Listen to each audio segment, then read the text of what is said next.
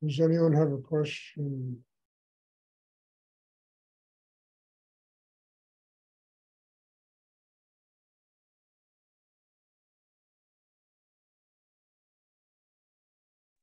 Hi, Stuart. It's Lita. I have a question. Oops. um, would you be able to speak more about the sensation of loving, of being in love with another person, but that love feeling somehow addictive? Being addicted. Mm. Uh, look, it takes, first of all, a lot of maturity to truly love another human being.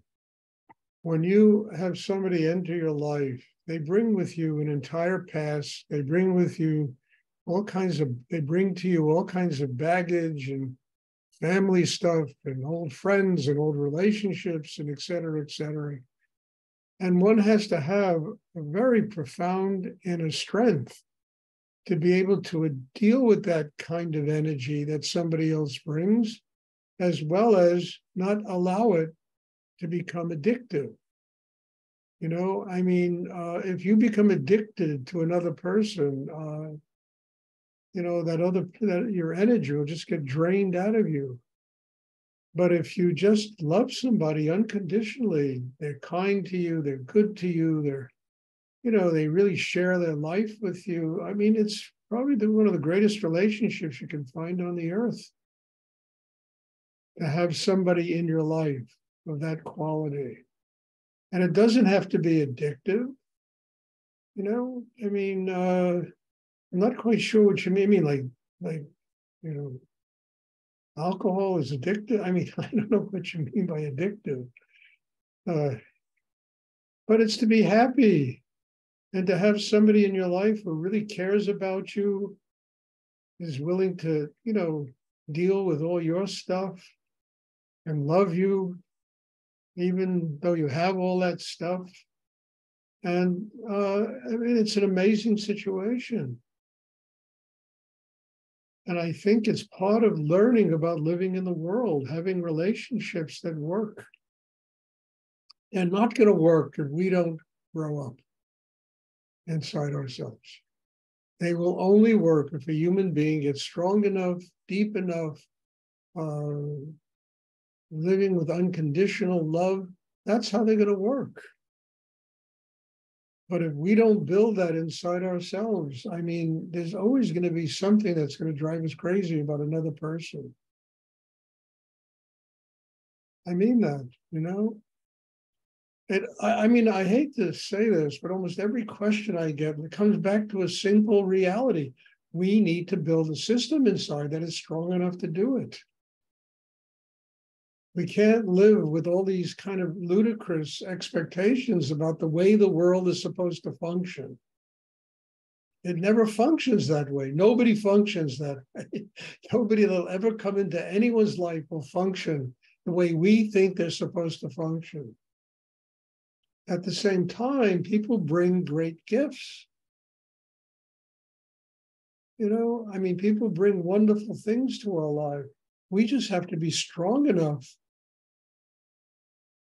to allow them to be in our life without judging them, without,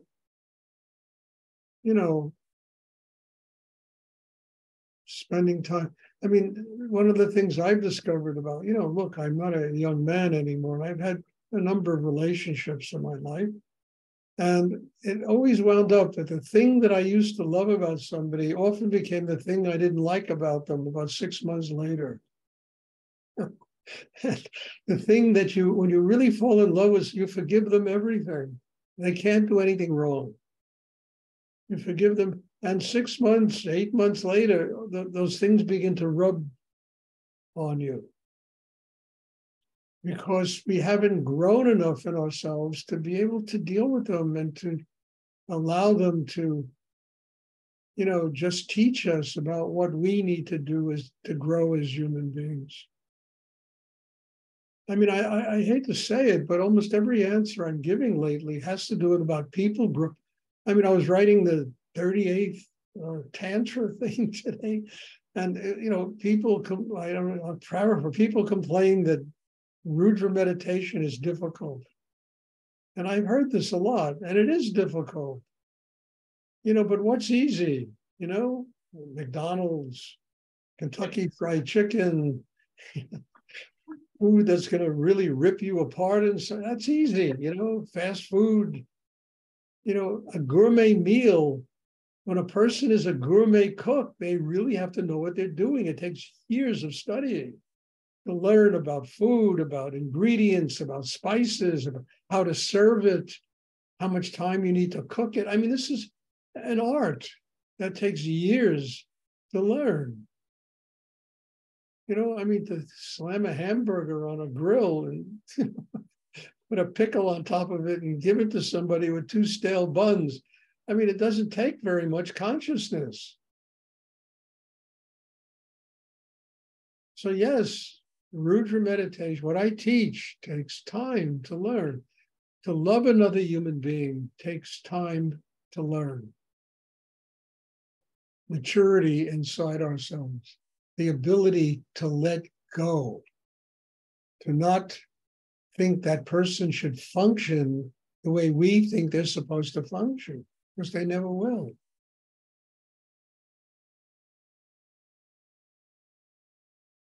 And that takes a lot of growth inside, a lot of maturity inside. And yes, at the same time, that if people use us badly and abuse us, it takes a lot of strength to walk away from a relationship that you're being abused in, I mean, I remember I had a student, I won't mention names because the person is here, but I had a student who was being abused by her husband. And I told this person, I said, look, God created marriage and God created divorce. Walk away from it. What do you need to be abused one moment in your life? And if somebody isn't big enough to love you unconditionally, and they want to abuse the relationship, then who needs that? We have to have strength to love that person. We have to have strength to walk away from a relationship also. And if you have the strength to do both those things, you'll never be addicted. You'll never be addicted to anybody or anything.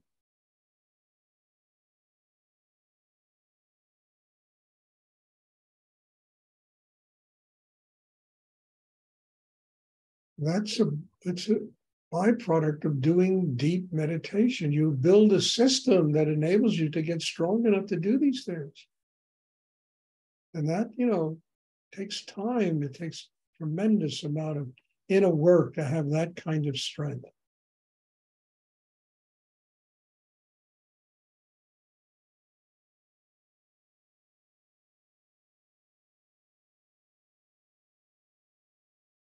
And believe me, I've been through enough relationships to know.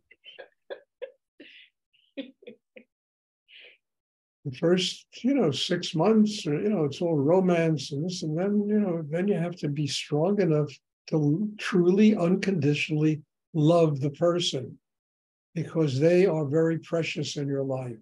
And to forgive them the mistakes and the things they do that you don't like. And, nobody's going to live their life the way you or I or anybody thinks they're supposed to live their life. So we need to be big enough to have forgiveness. Okay, they made a mistake. God bless them. If they begin to abuse us, then okay, they're abusing me. I don't need this. And I can walk away from this. I can close this door, and I promise you another one always opens. Always opens.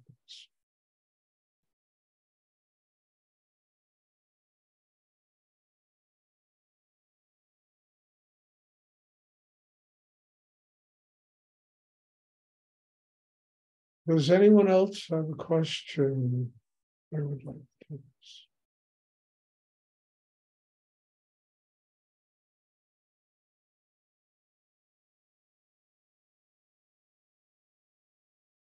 And I once had my daughter come up to me. I'll never forget this. Well, why don't you and mommy get back together again? And I said to her, look, I said, do I love you? She said, yes. And so does your mother love you? Yes. I said, it's great. Why bring us back together again when all we did was fight with each other and make your life miserable? Now you have love from everybody without all that drama. You know? She gave me a hug.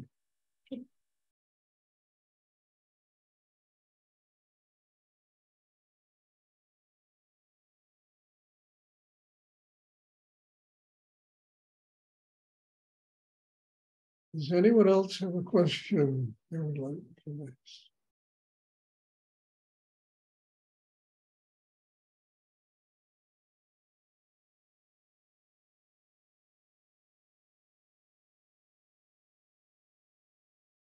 Okay, thank you, all of you. I must say, I unconditionally love the presence of every single person that comes to these classes. And I'm so grateful to all of you. You know, if you leave, okay, we learned from each other, you know, whatever it was, we learned, and everybody has their own life.